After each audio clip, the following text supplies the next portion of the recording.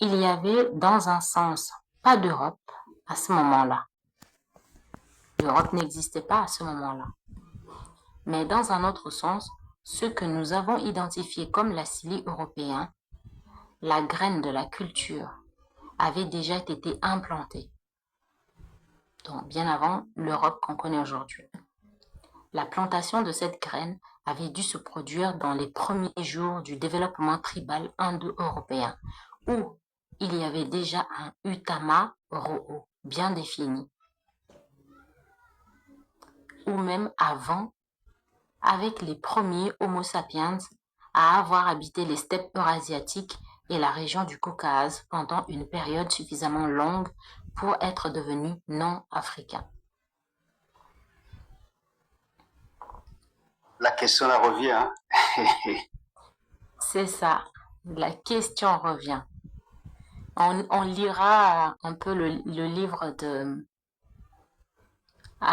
Amouna sur l'origine de ces gens-là. On va un peu lire, ça va nous permettre de comparer. J'ai un autre ouvrage écrit par un locoderme qui part aussi sur cette idée-là que leur berceau est là-bas, etc. Mais on va voir un peu par rapport à cette histoire de sapiens ou pas sapiens, etc., etc. On va un peu voir. D'accord. Mais effectivement, cette question sur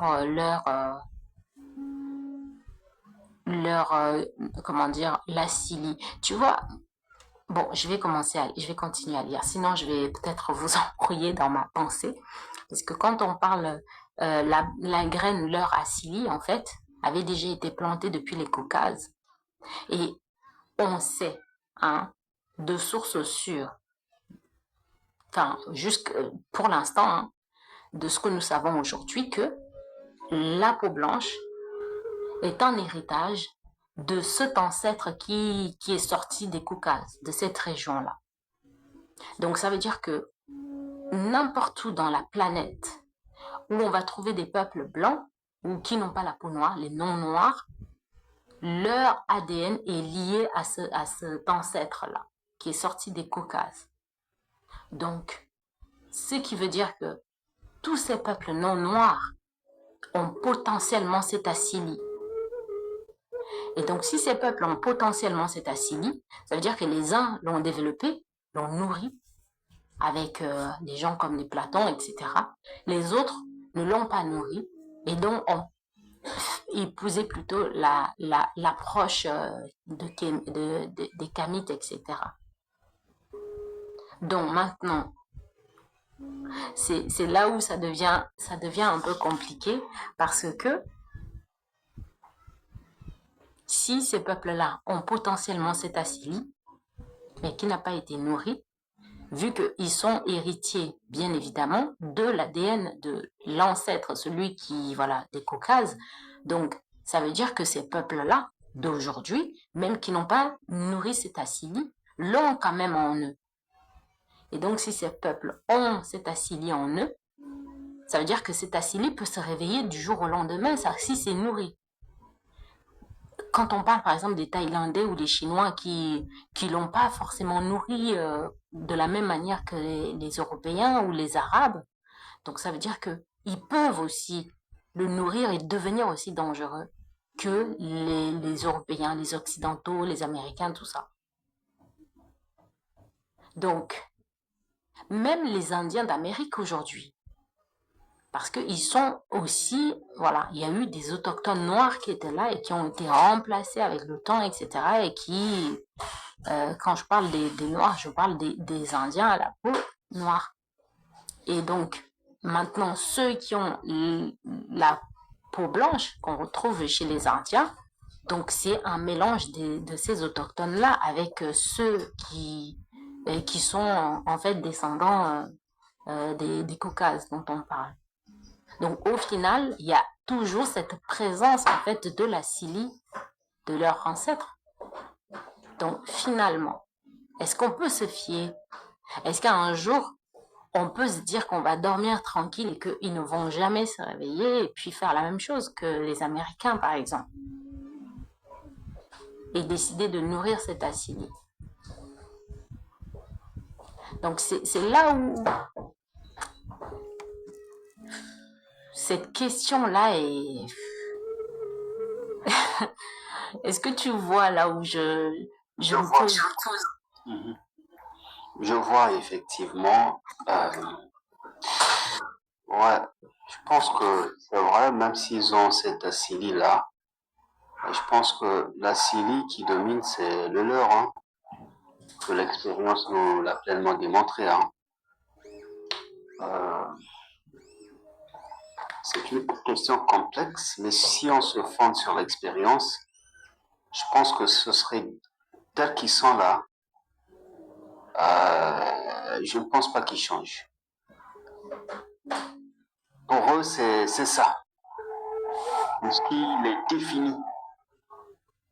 Étant donné qu'ils sont minoritaires aussi, parce que l'auteur a parlé de ça, ils sont minoritaires, ils se disent que s'ils font comme tout le monde, ils vont disparaître. Donc, ils doivent s'imposer pour survivre. Donc, il est question pour eux de leur survie.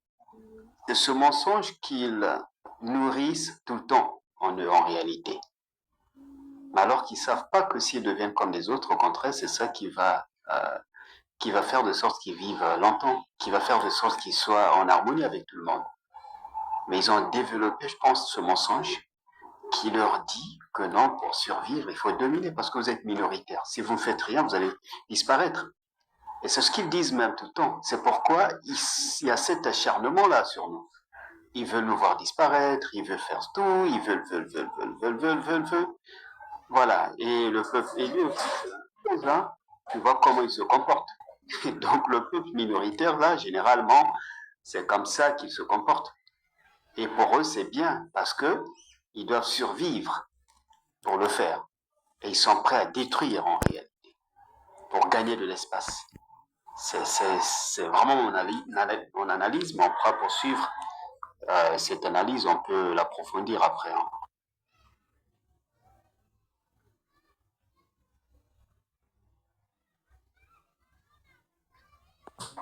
Ah, c'est compliqué. Merci, le critique. Tu vois, même rien qu'aujourd'hui, je comprends cette façon de... Même eux-mêmes, ils vendent ça, hein, diviser pour mieux régner. Regarde même entre eux, regarde, rien qu'un continent, ils ont décidé de le diviser. Europe, Asie, Moyen-Orient, même en trois. Ils l'ont divisé en trois, en deux, en je ne sais combien de... Alors que c'est une seule terre. Ils donnent une définition et au final, ils ne respectent même pas la définition. Toujours dans ce besoin de dualité, ils vont aller diviser encore un continent où ça ne correspond même pas à la définition d'un continent. Ils ont ce besoin de se dissocier des autres. C'est incroyable quand même. C'est incroyable. Et comme ce n'est pas assez, ils vont faire la même chose chez les autres. Ils ont décidé que là, ça s'appelle le Maghreb et ici, ça s'appelle l'Afrique subsaharienne. Comme ça, on va dissocier parce qu'on doit s'accaparer de les... Toujours dans la... Incroyable. Désolée, hein, j'ai l'imprimante qui fait du bruit.